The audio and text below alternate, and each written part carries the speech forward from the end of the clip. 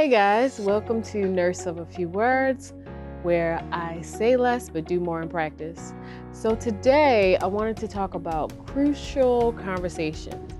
And when I say crucial conversations, I mean the conversations that you have to have with various physicians or practitioners that are taking care of your patients to get your point across. You may see something in your 12-hour shift, 8-hour shift, would have you, that the physician may not see because they're not there with the patient as long.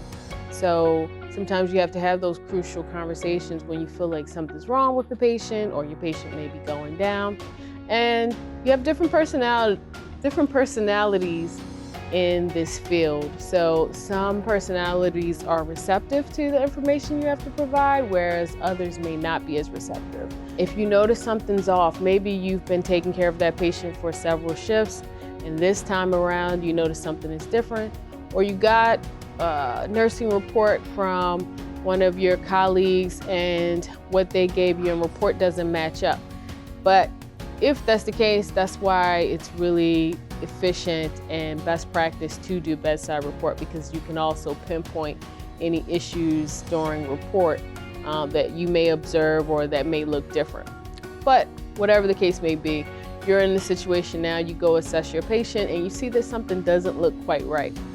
So now you have to communicate that to the physician in charge of the patient's care, or maybe the nurse practitioner overseeing the patient's care. So with that, you want to make sure that you're giving a lot of objective data. It's good to say, oh, okay, especially if you've had the patient before, like, hey, this patient is different from yesterday when I worked with them, or a few days ago when I worked with them. You could bring that, your subjective data as far as what you've observed with that patient previously. But with communicating with physicians taking care of the patient, it's good to bring in a lot of objective data as well. Be short and concise. So you want to have information on their vital trends if you notice a difference with their vital signs. Also bring in if you notice any differences in their labs, any differences in their neural assessment, what have you, or in their mentation. So those are things you can bring into play, but make sure you're short, concise, and very efficient with the information you deliver, so that you're taken seriously. Now you can still do that, and you may not, the communication may not be as received as well. So if you run into that issue, things that I've learned in my 13 years of practice are touch base with your fellow colleagues. If they've taken care of that patient before, talk to them and say, hey, have you ever noticed this with this patient? Also, maybe you can touch base if you're not getting anywhere with the physician or the practitioner taking care of your patient. Maybe you can touch base with not only your fellow colleagues, but also maybe your charge nurse, have them come in and assess the patient. And then also, you can also talk to your nursing supervisor as well, or nursing manager. It's sometimes good to get a number of people involved if you're not getting anywhere with the particular practitioner taking care of the patient. So there is strength in numbers when it comes to that. Also, if you're not getting anywhere in that realm, if you're dealing with, July's coming up, so sometimes you get newer to practice physicians. Well, every year you do. So with that, if you're in a teaching hospital, so with that, you can maybe try to reach out to the second-year resident, third-year resident, go up the ladder. You may get as far as, during a night shift, sometimes you have maybe a fellow covering, so you can speak to the fellow. And then if you're not getting anywhere with dealing with that chain of command, you can also talk to the attending if it gets to that point. If you're that seriously concerned with your patient and you feel like you really need to get attentive care to that patient quickly. So with that, those are good ways of going about it. Also, depending on where you work, most places have a rapid response team, a stroke alert team, And that kind of allows you independently, you can express that to the physician like, hey, I feel like something's wrong. I need you to address this. If you can't address this, then I'm going to have to call a rapid response, or I'm going to have to call a stroke alert. And then they also may have a rapid response nurse. So what I've done as well at times is I'll have a rapid response nurse come up and take another set of eyes on this patient and say, hey, this is what I'm thinking. What are your thoughts? So it's good to include other people in the care.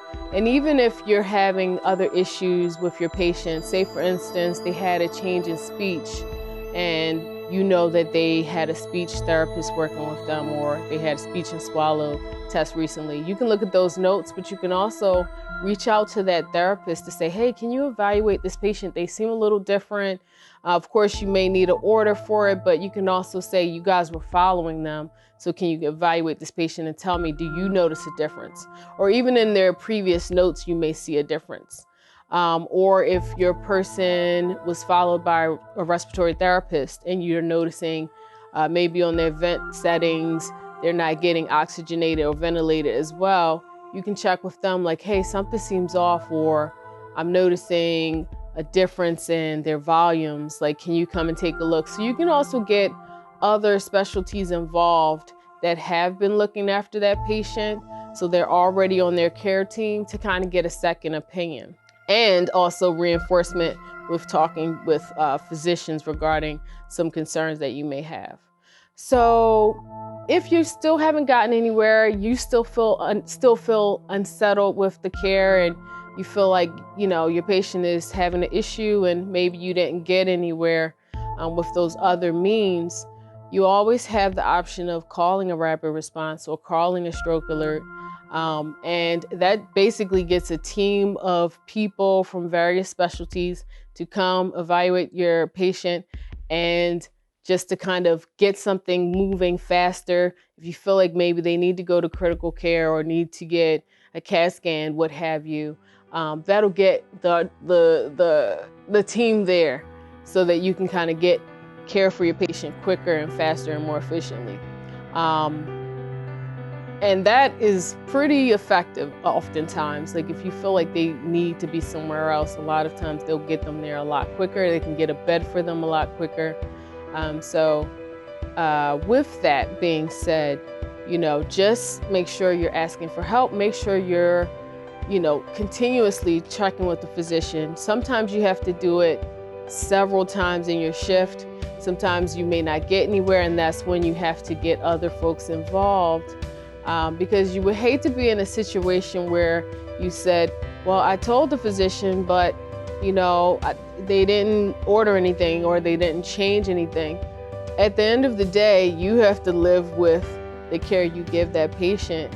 Of course, we can only do what's in our scope of practice, but you want to be reassured that you did everything that you could to make sure that that patient got the best care possible. And even with that, make sure you're documenting this stuff. At least document for yourself, like, okay, I noticed this, I discussed with physician, etc. We're continuing to monitor, or what have you. But I've found that I have to be a pesky nurse at times, and there's nothing wrong with that because you're trying to look out for your patient. So I will contact the team several times. I will get other people involved because I really, at the end of the day, want to ensure that my patient gets the best care possible. So don't be afraid. It can be intimidating, especially if you have a whole team and if you do get brushed off with some of your concerns, but just feel confident in knowing that you know that something is wrong and that you need to get it addressed. And there's nothing wrong with trying to do the right thing for your patient. So don't be afraid, just step on in there and just try to get it done as best you can. And that's it for today, guys.